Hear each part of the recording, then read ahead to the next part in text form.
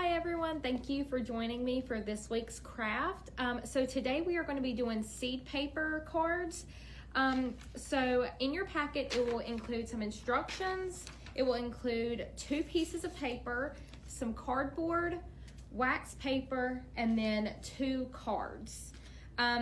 So first I would just like to say that this was the first time that I had ever done this, and so it could look better. It does not look that great. So if you make yours like this, then don't freak out if it looks kind of nasty. I also think that it may be the cardboard, so if you wanted like a really pretty and vibrant color, just don't soak your paper for as long as the instructions say, and don't use as much of the cardboard because I feel like that's why mine came out brown. So I don't have everything with me today. I kind of prepped it beforehand, so I'm just going to kind of go through the instructions with you. So like I said, you're going to have 2 pieces of paper and some cardboard. So you are going to tear or cut. So if you wanted to just cut them in strips like so, you could do that. If you wanted to just kind of tear them like this, then kind of just tear them in like smaller pieces for it to kind of break down a little bit easier. And then you're going to put these in a bowl. So we did not include a bowl for you or anything, but once you're done just kind of shredding up the paper, shredding up the cardboard if you wanted to use it, then you're going to put it in a bowl. And what you're going to do is put some water over the bowl just to where it is barely covering the paper.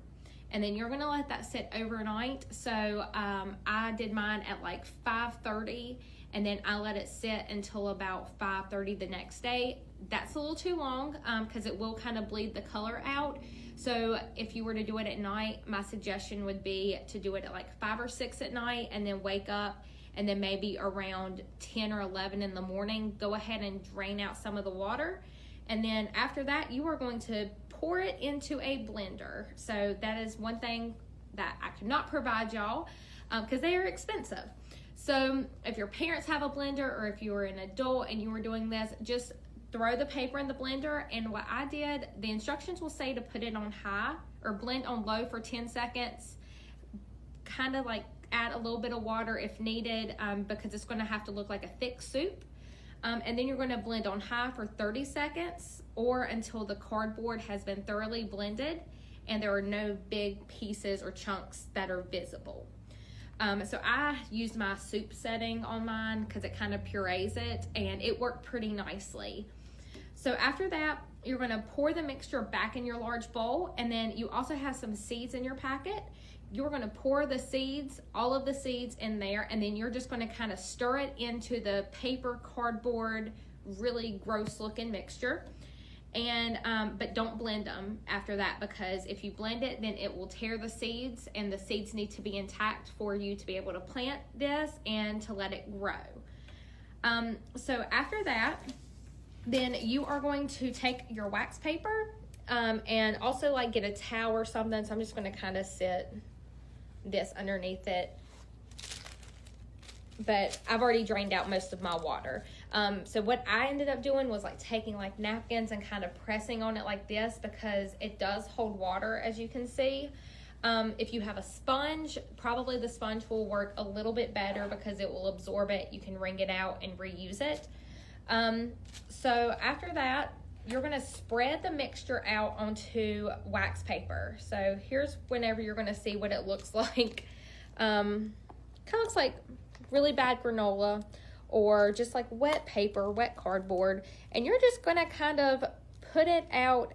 And if you have a cookie cutter, then you can kind of do that. You're going to just kind of press it together. You can make a flower, you can make a heart, a star.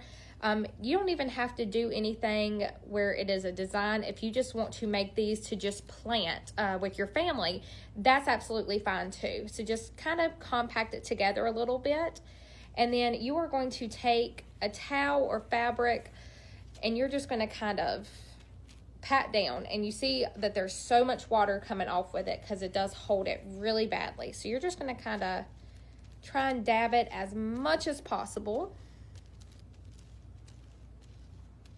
And then you just keep repeating it. So there is quite a bit left over mixture wise. So you can keep on doing that with any shape that you want to make, or like I said, if you just want to do discs, then you can do that.